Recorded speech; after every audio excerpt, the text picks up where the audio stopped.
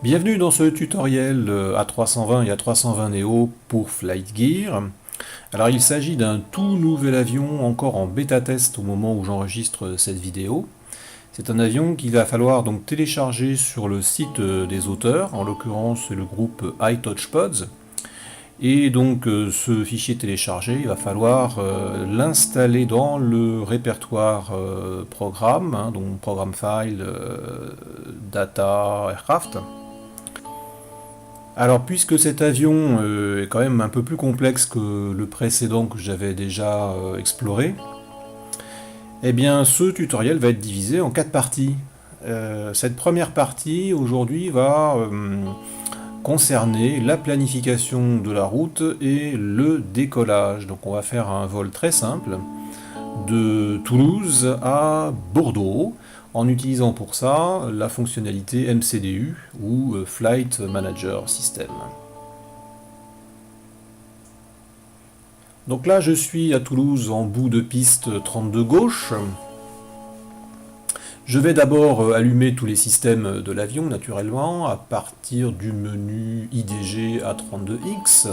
Là je clique sur Ready for Taxi. C'est pas mal parce que ça allume les moteurs sans sortir les volets. Donc moi j'aime bien personnellement commencer par ça. Il faudra juste pas oublier de sortir les volets tout à l'heure avant de décoller. Voilà, donc les systèmes sont en train de se mettre en route, c'est fini. Ok, impeccable, les moteurs sont en route. Alors, je vais commencer d'abord par faire parking brake, parce que là j'étais en train d'avancer un petit peu. Voilà. Parking brake, c'est Shift B, je me rappelle. Alors au niveau overhead panel, je descends un petit peu jusqu'à la console centrale. Là je zoome avec la touche X naturellement. Et je vais lancer le MCDU. Alors, d'abord, bon, je vais quand même faire un petit point sur le carburant. Bon, 28%, c'est plus qu'il en faut pour aller à Bordeaux, hein, pas de problème.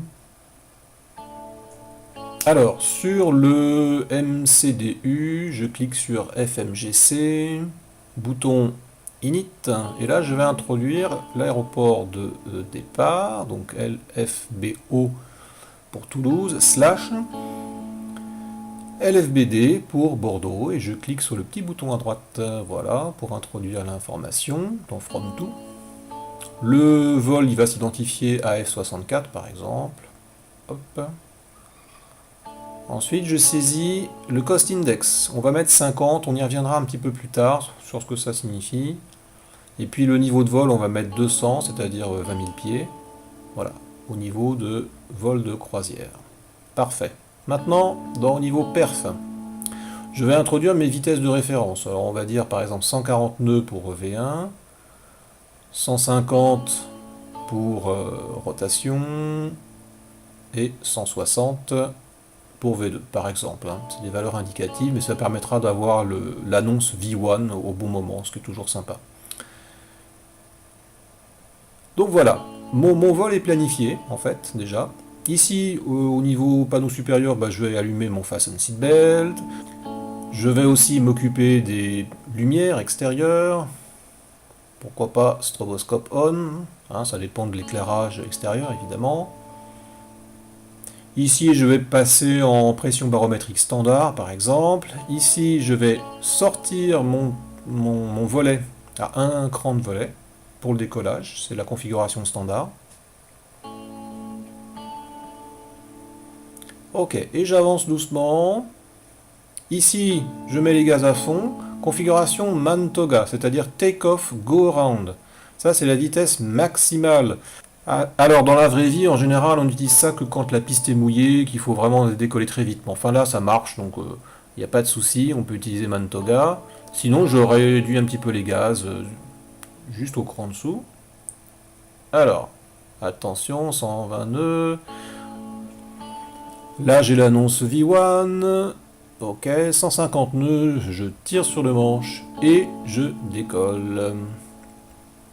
Assiette 10 degrés, je rentre le train. Voilà, on voit qu'il est en fonction, là, avec les voyants orange. Je tiens toujours le manche, par contre, là, je le repousse un petit peu, parce que j'ai monté un petit peu trop vite. Et alors, en poussant le manche, automatiquement, l'autopilote se déconnecte. Alors ça, c'est une fonctionnalité qui est très réaliste, qui est très bien faite. Par contre, là, il faut que je rappuie sur autopilote 1. Je pousse maintenant avec clic gauche sur Heading, de façon à passer en mode nav. Et là, l'autopilote va suivre automatiquement la route préprogrammée. Donc là, je suis maintenant en vol direct vers Bordeaux. Alors attention à ma route. Voilà, je suis bien sur la branche directe pour Bordeaux LFVD. Je reprends de l'assiette, là j'arrive à 20 degrés, c'est beaucoup trop. En fait, il y a un petit problème ici, c'est que la vitesse ascensionnelle était beaucoup trop élevée, donc je repousse sur le manche. Et ce que je vais faire, je vais baisser en fait la vitesse ascensionnelle. Voilà, donc là j'ai la main. Je repasse en mode autopilote. On voit que l'avion a tendance à encore se mettre à cabrer. Donc je vais réduire ma vitesse ascensionnelle à 2500 pieds, quelque chose comme ça. Ça devrait être bien suffisant. Voilà, donc là je reviens maintenant à des valeurs normales. Je suis repassé en autopilote. Et je n'ai plus à présent qu'à continuer ma montée vers mon niveau de vol de croisière. Voilà, c'était tout pour aujourd'hui. On se retrouve dans un prochain épisode pour poursuivre notre montée vers le plan de vol et puis explorer un peu davantage les fonctionnalités du pilote automatique qui sont vraiment très puissantes dans ce nouvel appareil A320. Donc je vous dis à très bientôt pour la suite de nos petites aventures bordelaises.